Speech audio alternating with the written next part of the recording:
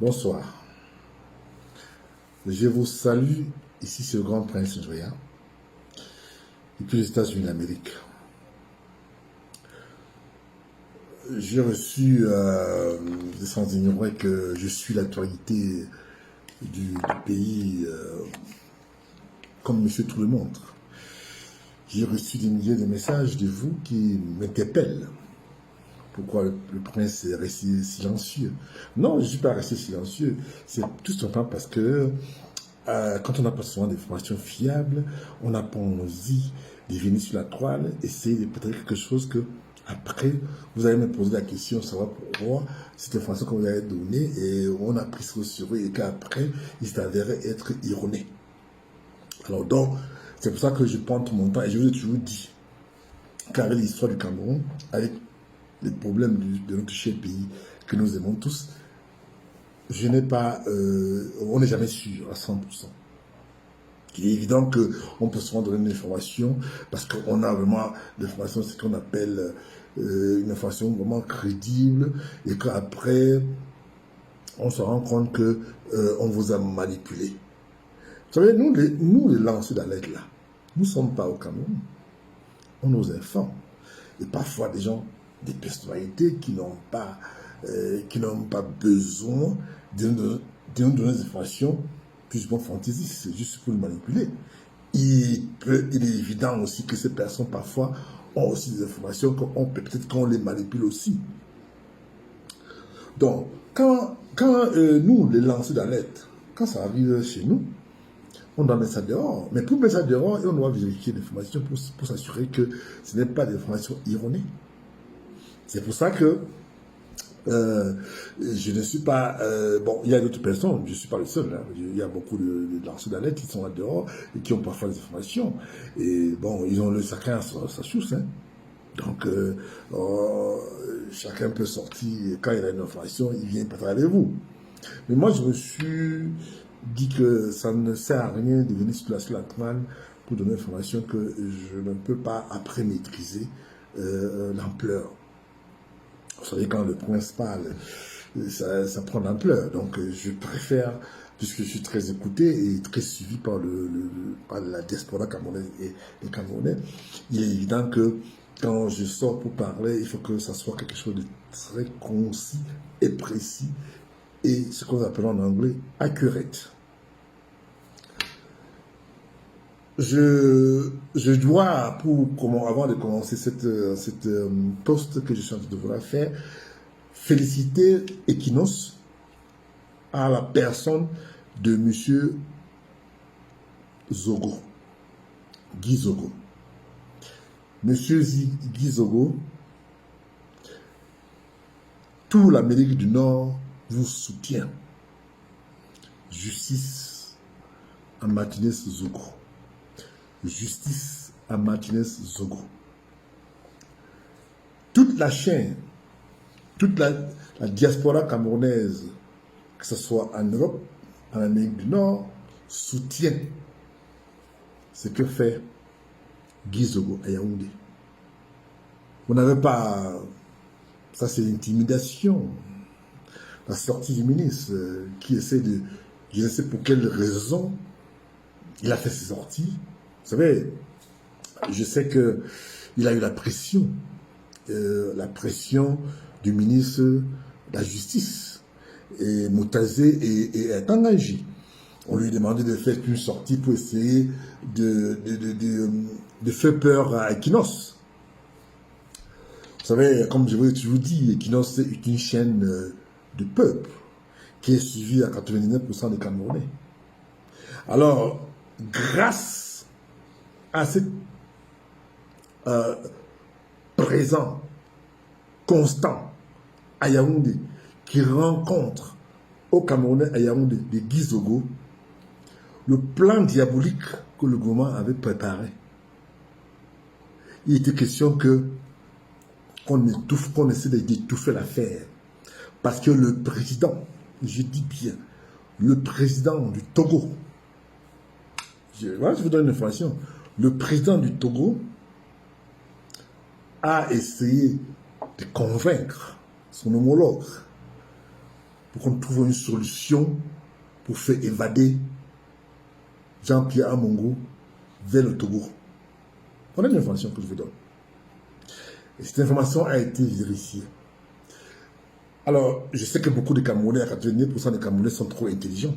Posez-vous la question. Nous avons vu les débats sur la justice camerounaise où ça a été télévisé. Je n'ai pas souvenir que le ministre de la Communication est sorti pour faire cette déclaration qu'il a fait. Je vous assure que non seulement je suis embêté et je peux comprendre le rôle du ministre en question, parce que c'est un papa que je respecte beaucoup, mais je vous dis qu'il n'est pas dans son rôle. Il n'est pas à l'aise là où il se trouve en ce moment. Parce que Belenga est son ami. Vous avez des photos, vous avez des images lors de son mariage, tout ce machin, tout ça. Donc, il manipule toutes ces personnes-là. Donc, ils sont gênés de voir. Et c'est pour ça que les membres de Kinos, c'est-à-dire que l'entourage de Belenga est parti corrompre l'entourage du ministre. Je vous dis, corrompre l'entourage du ministre pour que le ministre fait une sorte, et avec, bien entendu, l'appui de Laurent Esso, et Montazé et Atanganji, pour qu'il fasse ses sorties, plus de moins, je dirais même, fantaisistes, et qui est non et nul à venir. Non à venir. Alors, donc, il était question que après cette mascarade, ce qui s'est fait dans la coulisse, dans les coulisses, il était question qu'après ça, là, on allait faire comme on avait fait à Monseigneur Mbala, où on a dit qu'il s'est noyé, que le procureur est sorti pour dire qu'il s'est noyé. Il n'y a jamais eu d'enquête, il n'y a jamais eu de suivi comme c'est le cas aujourd'hui. Vous les Camerounais, je crois que la majorité des Camerounais sont plus intelligents. Et avec tout ce que nous avons et ce que nous vivons au quotidien, le président togolais avait donné beaucoup d'argent à Belenga. C'est-à-dire qu'il y a des choses qui nous viennent. Le président togolais avait donné beaucoup d'argent à Belenga pour investir. Et ce monsieur se retrouve, non seulement il est inquiet maintenant parce qu'il sait que si le gars part en prison pour 30 ans, 40 ans de prison, il perd son argent. Donc il a essayé de joindre le président nommé, je vais dire le président Paul Biya, pour essayer de voir dans quelle mesure on peut faire fuir Amongo Belenga et ses îles au Togo. Et comme je vous ai toujours dit, pour une fois, le président a refusé. Et depuis, il essaie de joindre le président ne prend plus son téléphone. Voilà l'information que nous avons. Et donc tout ce qu'on fait là, on dit que bon, on reconvoque les gens, c'est juste pour amuser la galerie. Ce n'est pas ça le but. Parce que quand on a arrêté notre président Maurice Kamto, président élu Maurice Kamto, je n'ai pas souvenir, parce qu'il y avait les médias, je n'ai pas souvenir que les gens sont venus, les médias ont se soucié de ce monsieur. Et avec notre papa Benjonga. Non.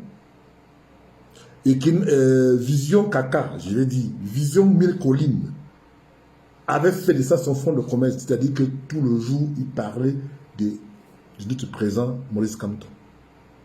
Je n'ai pas souvenir que monsieur le ministre de la Communication est sorti pour essayer de mettre de l'ordre, comme c'est le cas aujourd'hui. Eh bien, il est sorti parce que le plan diabolique a échoué. Parce qu'ils voulaient qu'on ne parle plus de ça, comme ça, ils essaient de voir comment ils peuvent étouffer l'affaire et faire fuir Belenga au Togo. Voilà la vérité vraie. On va vous raconter d'autres choses. Nous avons des informations excessivement crédibles. Et quand je vous ai toujours dit, quand je viens sur la toile, c'est pour essayer de vous renseigner sur ce que les gens au Cameroun, c'est-à-dire que le gouvernement ne vous dit pas. Notre rôle, c'est renseigner les Camerounais. Et quand si les Camerounais, c'est que le gouvernement camerounais, si le policier ou le procureur de la République du Cameroun donner des informations, comme ici aux États-Unis, par exemple, quand on a quelqu'un pour meurtre, toutes les semaines, le procureur sort, c'est que le procureur sort, le procureur, le commissaire de police, le shérif, tout le staff sort, ils s'alignent et ils font une conférence de presse pour dire, et ils répondent aux journalistes. Mais ce n'est pas le cas au Cameroun. C'est-à-dire que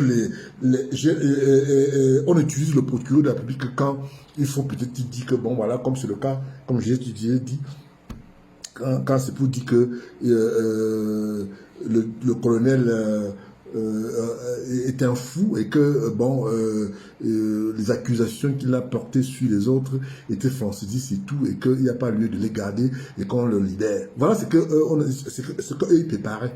Mais ça a échoué. Parce que le président bien n'a pas cédé. Donc, c'est ce que j'avais à vous dire aujourd'hui. Je vous reviens dans les prochains jours. Ici, c'est le Grand Prince de qui vous parle des États-Unis d'Amérique. Courage et justice à Martinez Zogo. Courage à Guy Zogo, du côté de Yaoundé. Bravo à Equinos.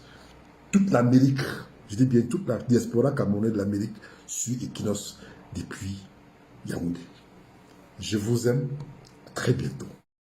Merci d'avoir regardé cette vidéo avec nous. N'oubliez pas de faire un tour sur notre page, de vous abonner et de cliquer sur la cloche de notification. À la prochaine pour un autre numéro.